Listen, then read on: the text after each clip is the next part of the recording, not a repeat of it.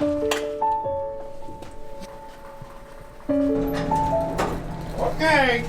let's go.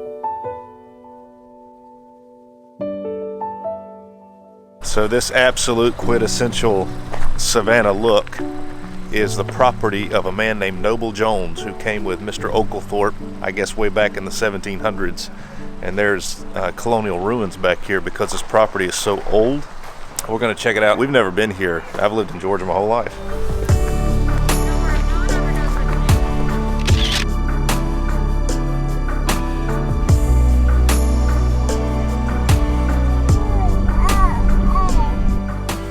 All right, everybody, I'm going to read you what this sign says. It'll give you a wonderful overview of the history.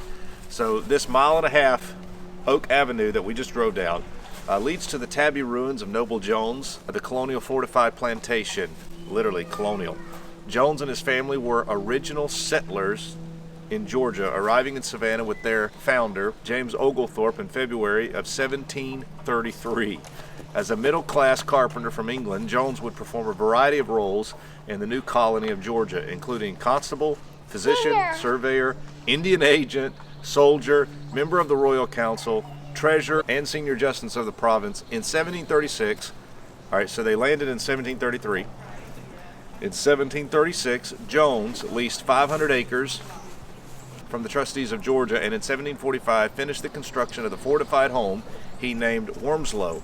From this outpost, Jones commanded a company of Marines charged with patrolling the inland water route and alerting Savannah of any Spanish attack. Now, we were just down in St. Augustine, Florida, and that was controlled by the Spanish. So Savannah was really placed here as sort of a buffer zone to protect all of the English assets that went north. So they were worried about Spanish attack. So this home that we're about to go look at, I've already been talking to somebody up there. This home is actually fortified, and he commanded, Mr. Jones commanded 500 Marines that looked over this waterway. Wormsloe was also well known for his horticultural efforts. Indigo, rice, and silk were all cultivated here by Jones. The tabby ruins of the original Wormsloe home survive as the last architectural remnant of Savannah from the Oglethorpe era, from 1733 to 1743. This is the last one. That's all that we have left. Okay, let's go look at it. Okay, everybody, I'm going to show you an old map.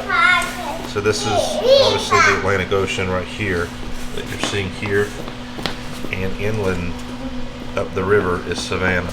Okay, and right over here where my pinky is Captain Jones' place where we're at right now. So you can see how they would have been fearful of the Spanish kind of coming through this inlet, coming up this way and sort of coming behind them and sneaking into Savannah, potentially even coming from this way and coming up behind Savannah altogether. This is what it would have originally looked like. You see how that was basically a fortified home? Look, it looks like your brother. It's just like your brother. This is the view of Savannah in 1734. Here's the river. Look at this lift system to bring goods up the hill.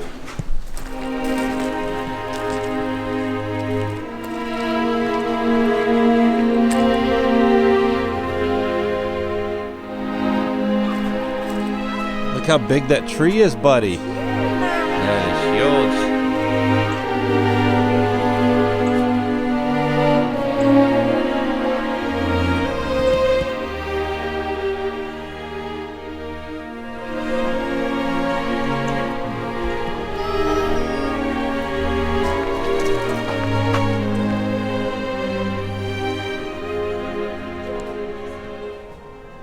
Okay, everybody, as you can clearly tell, I've showed you the sign and the tree itself. This is a true symbol of the South. This is the southern magnolia tree, found in deep forests like this one.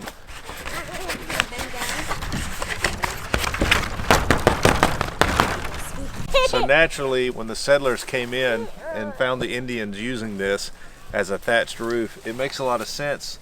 When you actually touch it, it feels pretty resilient and tough. And you can look at how wide this is. It feels like an accordion. And they would have just taken these and stacked them on top of each other and really made a very protective roof for themselves, a very good shelter. And I kind of think, I'm not sure about this, but I kind of think that they can take and peel it off and make string. You see that right there, Cheyenne? Oh yeah. So they can actually make string out of this once they start breaking it down and pulling it apart. And you can see how some of it's already done. And If it can be done, they would have done it. If they would just take all these strings and sort of roll them together like that and fortify the string and make it taut and stronger, and probably put water on it to make it more resilient and let it dry. And then they had very good rope to bind all their houses and huts with. So very neat material. Okay, everybody, just to remind you one more time, this is the only ruins left in Savannah of the colonial period. There's nothing in the actual town of Savannah. This is it. That is really fascinating history. There it is, Sammy, look. Look at this big tree. A giant magnolia.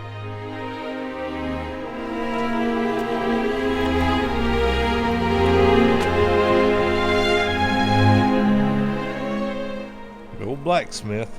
That's an oven, all right. And then the house. Wow.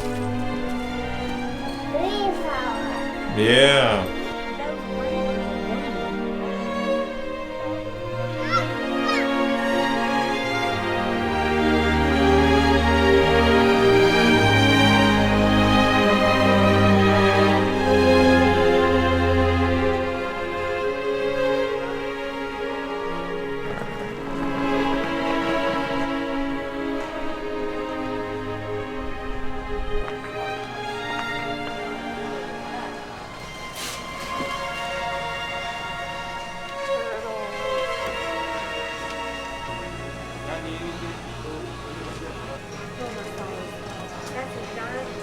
It's a chocolate dipped Rice Krispie with like Butterfinger candy on top. It's humongous. The sprinkles. It's almost the size of her face. I bet it's delicious.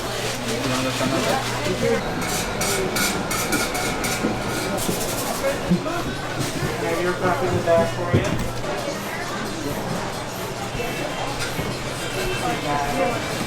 Know what I got too?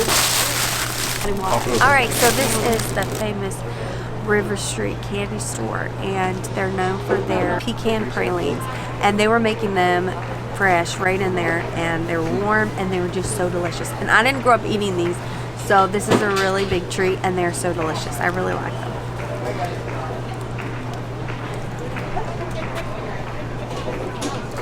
I got this because people were getting them. I'm like, they must be good. It's a chocolate peanut butter cup. Oh, wow. And then I got a bear claw because people were getting these things too. So I go by what everybody else does. This is a pecan. It's still kind of warm.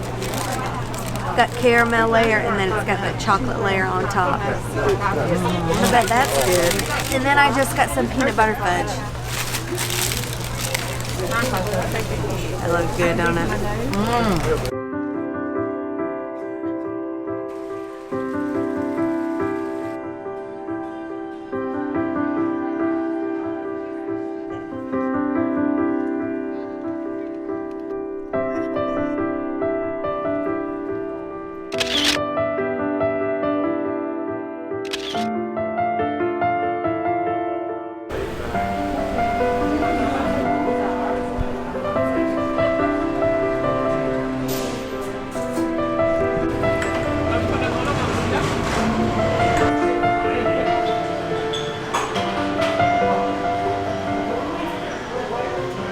Okay, so this is the ice cream parlor that created the flavor Tutti Frutti. And this ice cream place hasn't changed since 1919, so it's the original here.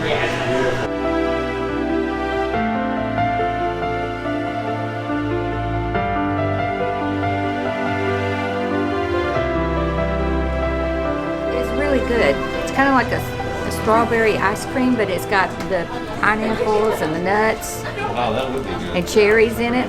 I think it's good. Good?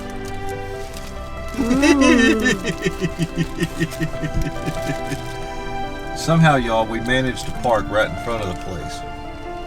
So we paid for the parking, so we're just sitting here eating But Simeon's having a blast. He's learned how to. Wow.